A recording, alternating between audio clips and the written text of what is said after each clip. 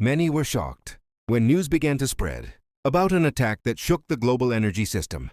A massive gas facility in Qatar, Ras Laffan, which supplies nearly 20% of the world's gas, was reportedly attacked, forcing operations to shut down immediately. For those who missed it, this is not just another conflict in the Middle East.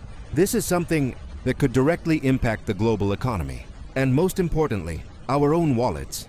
The question is, how did all of this begin? It all started when the United States and its allies launched a large-scale strike against Iran. The objective was clear: to weaken Iran's economy.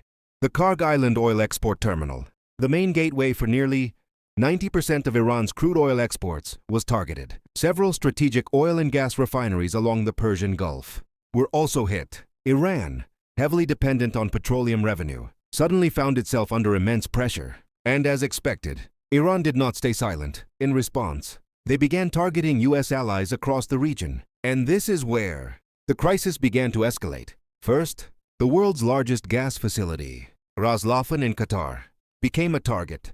Although no casualties were reported, the damage was severe, forcing a complete shutdown of production.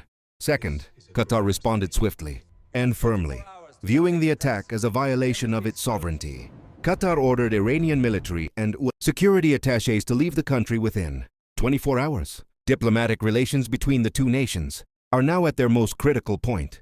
Third, the crisis did not stop in Qatar. Saudi Arabia and the United Arab Emirates have also been affected.